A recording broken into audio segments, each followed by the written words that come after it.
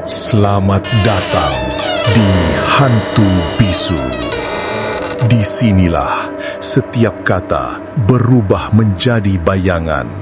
Setiap cerita membuka pintu yang seharusnya tidak pernah kau masuki. Malam ini, aku akan membawamu menyusuri lorong gelap, tempat manusia dan makhluk gaib hidup berdampingan, dan di mana keserakahan dibayar dengan darah. Dengarkan baik-baik, jangan berpaling, karena sekali kau masuk, bayangan itu akan terus mengikutimu. Ini bukan sekadar cerita, ini adalah peringatan dari dunia yang tak terlihat. Di pedalaman Kalimantan, jauh dari hiruk-pikuk kota, ada sebuah desa bernama Lembah Hijau. Desa kecil yang diselimuti kabut setiap pagi dan tenggelam dalam sunyi setiap malam.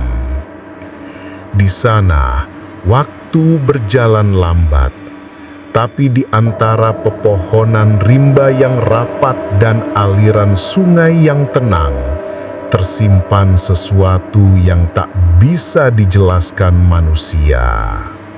Sungai itu disebut Batu Lesung. Airnya jernih, berkilau keperakan saat tersentuh cahaya bulan. Tapi tak ada seorang pun yang berani mendekat setelah senja. Karena menurut orang tua dulu, di dasar sungai itu ada perempuan yang tertawa di antara riak air. Konon, perempuan itu dulunya manusia, korban amarah, dendam dan keserakahan manusia lainnya. Tubuhnya dibuang ke sungai tanpa upacara, tanpa doa. Dan sejak malam itu, siapapun yang menatap permukaan air Batu Lesung di bawah cahaya bulan akan mendengar tawanya. Tawa yang lembut, tapi menusuk. Di desa itu tinggal seorang pria bernama Azir, seorang pekerja keras, pemanen sawit yang hidup sederhana bersama istrinya, Rosita. Rumah mereka berdiri di tepi hutan, dekat dengan jalan kecil menuju sungai. Setiap sore, Azir biasa duduk di beranda sambil menyalakan rokok linting, mendengar suara serangga dan burung malam yang mulai bernyanyi. Tapi malam itu, sesuatu berbeda. Angin berhenti, suara jangkrik lenyap, dan dari arah sungai, samar-samar terdengar suara perempuan tertawa, lembut, memanjang, seolah menggoda. Hihihihi. Rosita terbangun, memegang lengan suaminya. "Bang, kau dengar itu?" Azir menatap gelap di luar jendela. Tak ada apa-apa, hanya kabut yang bergerak perlahan. "Mungkin cuma burung hantu," jawabnya pelan. Tapi dalam hatinya, ia tahu itu bukan burung hantu. Esok paginya, kabar itu menyebar. Warga desa lain juga mendengar suara yang sama malam sebelumnya. Seorang nenek tua bersumpah melihat bayangan perempuan berambut panjang duduk di batu besar tengah sungai. Ia tersenyum, lalu menghilang ke dalam air. Kepala desa memerintahkan agar semua warga tidak mendekati sungai setelah matahari terbenam. Jangan memancing, jangan mandi, jangan menatap permukaannya, katanya. Jangan mendengar tawa itu lagi, tutup telingamu, dan jangan jawab. Tapi tidak semua percaya. Beberapa hari kemudian, datang seorang pria ke rumah Azir. Namanya Burhan, langkahnya tenang, tapi ada sesuatu di matanya, seperti bayangan lama yang belum selesai. "Kau masih di sini, Zir?"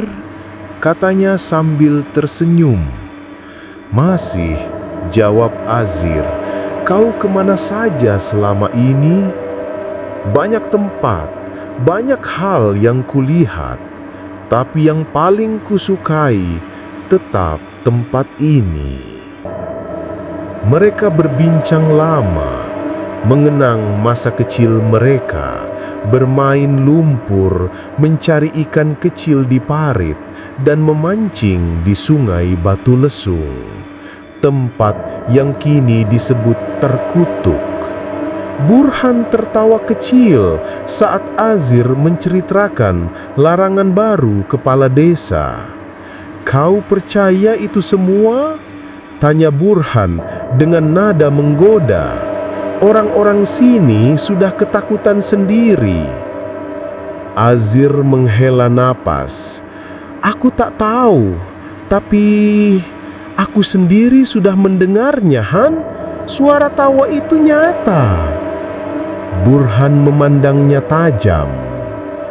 Mungkin hanya angin, atau mungkin ia menatap ke arah jendela, ke arah sungai yang jauh, ke sesuatu sedang memanggilmu. Kata-kata itu membuat bulu kuduk Azir berdiri. Malamnya, hujan turun pelan. Rosita sudah tertidur, tapi Azir masih terjaga. Di luar, kabut mulai naik. Lalu suara itu datang lagi, lembut, seperti bisikan dari jauh. "Azir!" Azir menoleh. Tak ada siapa-siapa. Tapi kali ini, suara itu tidak hanya tertawa. Ia memanggil namanya. Ia menatap keluar jendela, dan di kejauhan, di antara kabut yang menari di atas permukaan sungai, ia melihat siluet seorang perempuan. Rambutnya panjang, menjuntai sampai ke air. Gaunnya putih lusuh, bergetar ditiup angin malam. Dan ketika perempuan itu menoleh, wajahnya tanpa mata. Azir tersentak, terjatuh ke lantai. Suara tawa itu memenuhi kepalanya, seperti gema di dalam air. Hihihihihihihi.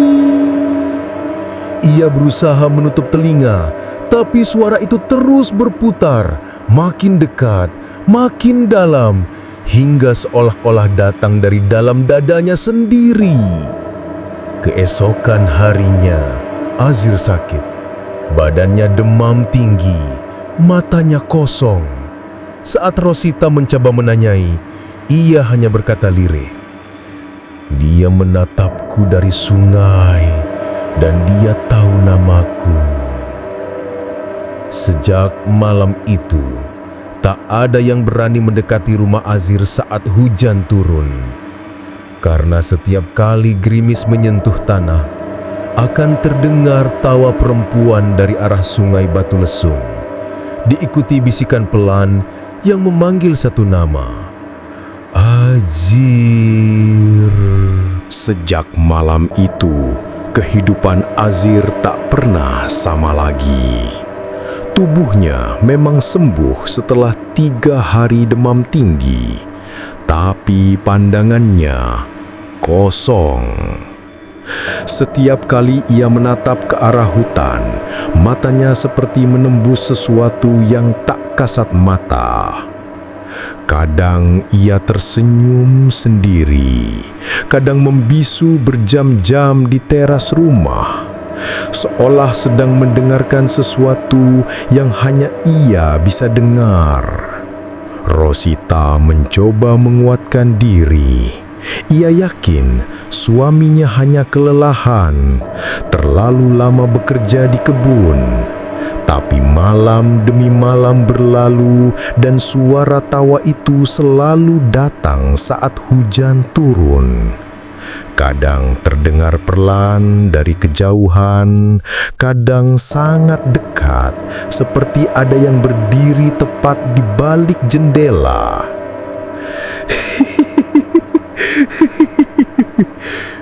Suara itu lembut, tapi dingin. Setiap kali terdengar, Rosita merasa jantungnya berhenti berdetak. Ia tahu sesuatu sedang mengintai mereka dari kegelapan. Suatu sore, Burhan datang lagi ke rumah Azir. Ia membawa peralatan memancing dan senyum lebar di wajahnya. "Zir," katanya ringan, "besok kita ke Sungai Batu Lesung. Aku ingin lihat tempat itu." Rosita yang mendengarnya langsung memucat. "Jangan, Bang," katanya cepat. "Itu tempat terkutuk. Orang-orang sini sudah melarang siapapun ke sana." Burhan tertawa pelan, nada suaranya yakin. "Rosita, tempat itu tidak bisa menakuti orang yang beriman. Jin, hantu, atau apapun itu, mereka takut pada doa." Azir menatap Burhan lama. "Aku juga takut, Han.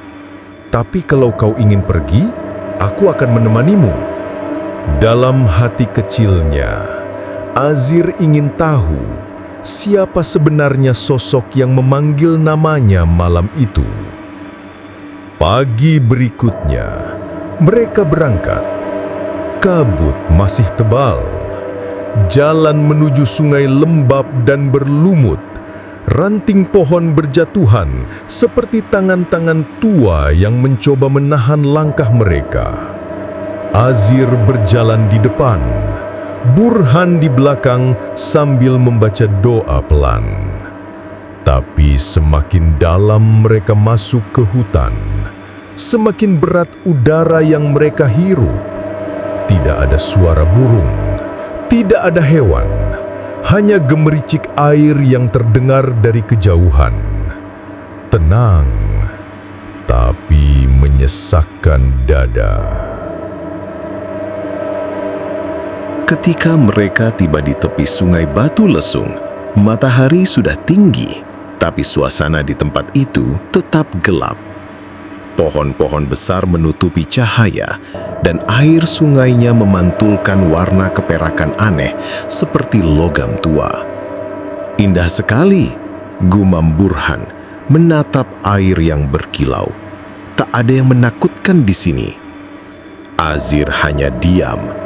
Ada perasaan dingin merayap di belakang tengkuknya, seperti ada mata yang memperhatikan mereka dari bawah air. Mereka mulai memancing. Kail dilempar, tali pancing menegang, dan hanya dalam beberapa menit, Burhan mendapat seekor ikan besar. "Lihat, hanya sekali lempar," katanya bangga.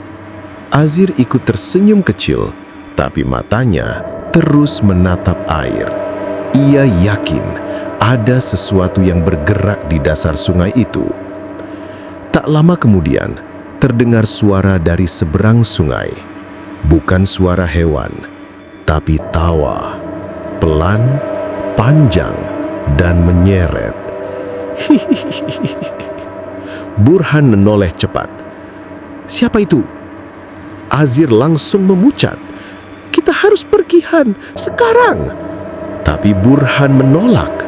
Ia berdiri, menatap ke seberang sungai, dan berteriak, "Kalau kau memang ada, tunjukkan dirimu." Azir menahan nafas. Air sungai tiba-tiba diam. Tak ada riak, tak ada aliran. Lalu, perlahan, muncul tangan pucat dari bawah permukaan air. Diikuti lengan, lalu bahu, dan kepala seorang perempuan berambut panjang terangkat perlahan dari air. Wajahnya pucat kehijauan, matanya hitam legam tanpa cahaya. Bibirnya tersenyum lebar, terlalu lebar untuk manusia. "Astagfirullah," desis Burhan mundur 2 langkah. Azir gemetar hebat. Sosok itu terus naik ke permukaan, rambutnya menutupi dada, dan tawa itu kembali terdengar, lebih jelas, lebih dekat. "Azir?" Azir membeku. Ia tahu suara itu. Itu suara yang memanggilnya malam-malam sebelumnya. Tanpa berpikir, Azir menarik Burhan untuk lari. Tapi Burhan tertegun, matanya terpaku pada wajah perempuan itu. Kau bukan manusia," gumamnya. Sosok itu tersenyum, lalu tenggelam perlahan, meninggalkan pusaran air kecil yang berputar di tengah sungai. Tiba-tiba, dari bawah tanah, suara gemuruh terdengar. Tanah bergetar, pohon-pohon berderak. Burhan terpleset, jatuh ke dalam air. Azir menjerit, "Burhan!" Tapi tak ada jawaban. Hanya suara tawa, semakin keras, menggema di antara pepohonan. "Dia milikku." Azir berlari tanpa menoleh ke belakang. Air hujan mulai turun, dan tawa itu terus mengikuti langkahnya. Setiap kali ia menatap ke samping, ia melihat bayangan rambut panjang bergerak di antara pepohonan. Malam itu, Azir kembali sendirian. Basah, gemetar, dan matanya kosong. "Rosita," katanya dengan suara serak, "Burhan tenggelam, tapi aku dengar dia tertawa di dalam air." Rosita menatap suaminya dengan ngeri. Di luar, suara hujan semakin deras. Dan dari arah sungai, samar-samar terdengar lagi tawa itu. Panjang, nyaring, dan kali ini 2 suara. Hihihihihi.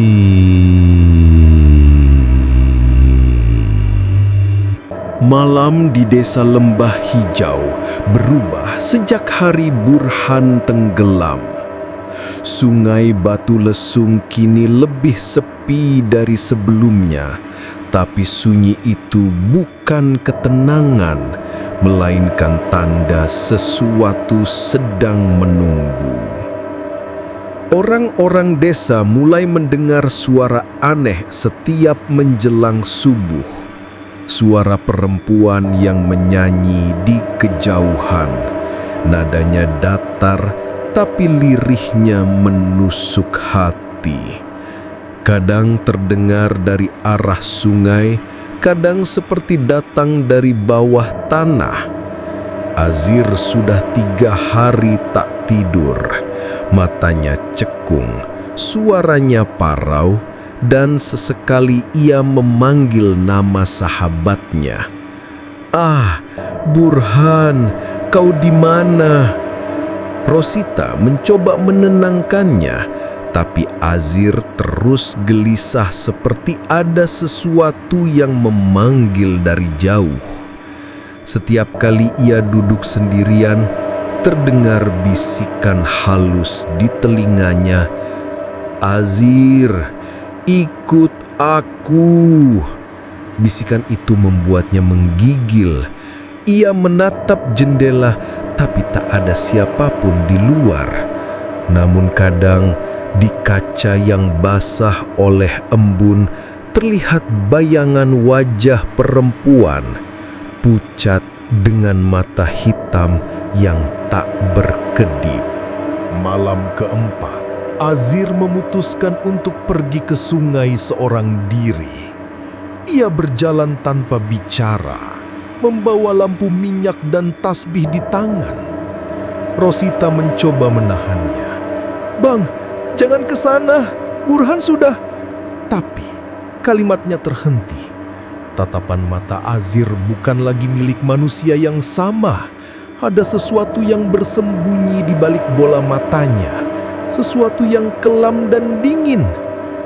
"Aku harus menemuinya," katanya datar. "Dia memanggilku setiap malam." Jalan menuju sungai terasa lebih panjang malam itu. Kabut menggantung tebal, pepohonan bergoyang meski angin tak berhembus, dan setiap langkah Azir seolah disambut oleh bisikan yang datang dari segala arah. "Azir, cepatlah, aku menunggumu." Ketika sampai di tepi sungai, permukaannya memantulkan cahaya bulan yang pucat. Tapi sesuatu berbeda. Air itu tidak lagi jernih, warnanya kelabu, seperti bercampur dengan bayangan. Azir berdiri diam. Lalu dari kejauhan, ia melihat sesuatu. Seorang perempuan duduk di atas batu besar di tengah sungai. Rambutnya panjang menutupi wajah. Gaunnya basah menempel di kulitnya yang pucat seperti mayat. Ia tersenyum perlahan, dan dari antara rambutnya yang menetes air, terdengar suara lirih. "Burhan sudah bersamaku, kini giliranmu, Azir." Azir menegakkan tubuhnya, suaranya bergetar. "Siapa kau?" Tapi sebelum jawabannya keluar, perempuan itu tenggelam perlahan ke dalam air. Permukaan sungai bergolak. Azir menatap dalam-dalam ke air yang berputar. Lalu samar-samar ia melihat wajah Burhan di bawah sana. Matanya terbuka, bibirnya tersenyum aneh. "Burhan!" Azir berlutut, nyaris menjangkau air. Tapi saat jarinya menyentuh permukaan, sesuatu menarik pergelangan tangannya. Dingin, licin, kuat. Ia menjerit keras, berusaha melepaskan diri. Tapi tangan itu menarik lebih kuat, menyeretnya ke tepi sungai. Dalam sekejap, Azir jatuh ke dalam air. Gelap, dingin, sunyi.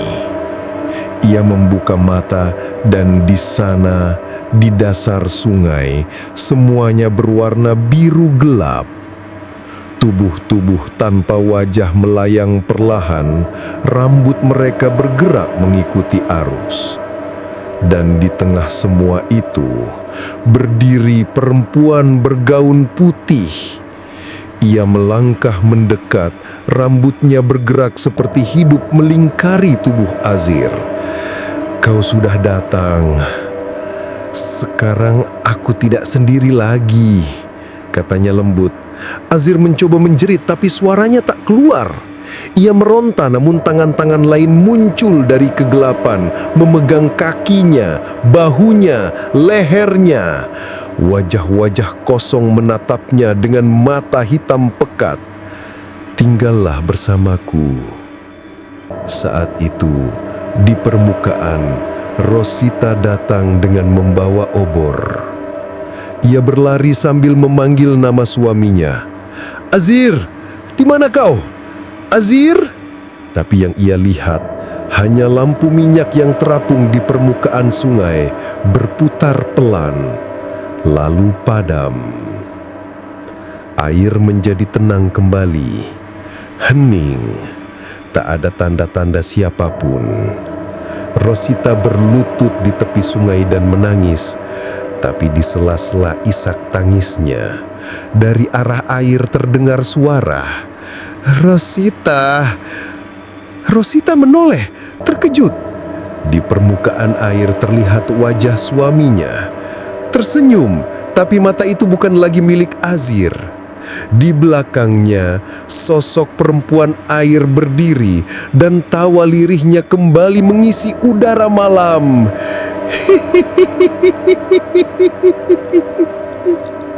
Esok paginya, warga menemukan jejak kaki di tepi sungai. 2 pasang, tapi hanya 1 yang kembali ke darat. Dan sejak hari itu, setiap kali hujan turun di desa Lembah Hijau, akan terdengar 2 tawa dari arah Sungai Batu Lesung. 1 suara perempuan, 1 suara lelaki, dan keduanya tertawa bersama. Orang-orang desa kini percaya Sungai Batu Lesung bukan hanya tempat air mengalir, tapi gerbang antara dunia yang terlihat dan dunia yang tak diinginkan. Dan mereka masih menunggu yang berikutnya. Sudah seminggu sejak malam itu. Sungai Batu Lesung kembali terlihat tenang di siang hari. Tapi malamnya lain cerita. Tak ada satupun warga yang berani mendekat ke sana setelah matahari terbenam. Semua orang tahu ada sesuatu di sungai itu. Sesuatu yang tak lagi tidur. Rosita kini hanya duduk di teras rumah setiap malam. Matanya kosong menatap jalan menuju sungai. Tubuhnya kurus dan suaranya nyaris tak terdengar. Setiap kali ada orang yang mencoba mengajak bicara, ia hanya menjawab dengan lirih. Dia belum pergi.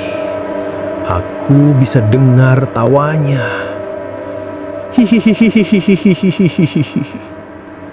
Malam itu, hujan turun deras. Petir menyambar di atas pepohonan, dan suara air sungai terdengar seperti sedang menelan sesuatu. Rosita berdiri di depan jendela. Cahaya petir membuat wajahnya pucat. Dan di kaca jendela itu, samar-samar ia melihat bayangan seseorang berdiri di belakangnya. Ia berbalik cepat. Tak ada siapapun. Tapi aroma tanah basah memenuhi ruangan.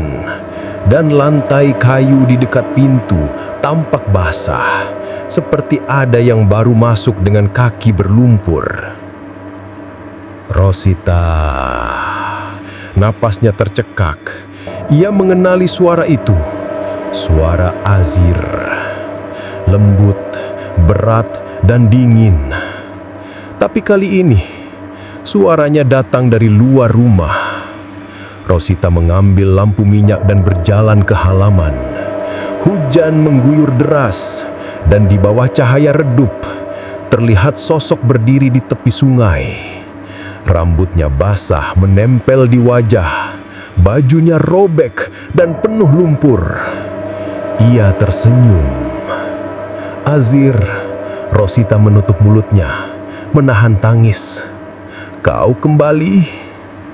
Tapi yang menjawab bukanlah suara suaminya, melainkan tawa lembut. Suara yang sama seperti dari dasar air malam itu. Hihihihihihihihi. Hihihihihihihihi. Dalam sekejap, tubuh Rosita membeku. Air di sungai mulai bergolak. Dan dari pusaran itu, muncul tangan-tangan pucat yang menggeliat, seperti mencoba meraih sesuatu. Rosita. Suara Azir terdengar lagi, kali ini lebih jelas. Ikutlah bersama kami. Lampu minyak di tangannya padam ditiup angin. Gelap total. Hanya tersisa suara air dan tawa yang berputar di udara malam. Esok paginya, warga desa menemukan sandal Rosita di tepi sungai. Tapi tidak ada jejak kaki menuju darat. Sungai itu tampak lebih keruh dari biasanya, seolah menyimpan rahasia baru di dasarnya.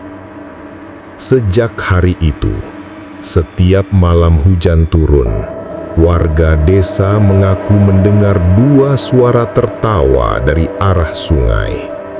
Satu suara perempuan, satu suara lelaki, dan terkadang di antara tawa itu terdengar tangisan lirih seorang wanita yang memohon pulang. Orang-orang mulai menyebut sungai itu Lesung Arwah. Mereka percaya siapapun yang mendengar tawa di tengah malam tidak boleh menoleh ke arah sungai, karena makhluk itu akan tahu bahwa kau sudah mendengarnya. Tapi suatu malam, seorang pendatang dari kota bernama Dimas datang ke desa itu. Ia seorang peneliti, tak percaya takhayul. Itu hanya mitos, katanya sambil tersenyum. Warga memperingatkan, jangan dekat-dekat ke sungai saat hujan. Tapi Dimas malah membawa kamera dan alat perekam suara. Ia ingin membuktikan bahwa semuanya hanyalah cerita rakyat. Malam itu, Dimas menyalakan kameranya di tepi sungai. Ia berbicara dengan nada percaya diri. Hari ini, aku akan membuktikan bahwa hantu perempuan air tidak ada.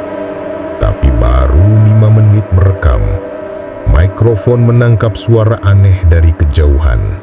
Suara tawa. Hihihihihi. Dimas menoleh cepat. Wajahnya pucat. Ia menyorotkan senter ke arah sungai. Dan di sana, di atas batu besar yang menonjol dari air, berdiri sosok perempuan berambut panjang dengan tubuh yang meneteskan air hitam. Di sebelahnya, sosok laki-laki berdiri diam, mengenakan baju yang sama seperti yang dipakai Azir pada malam ia hilang.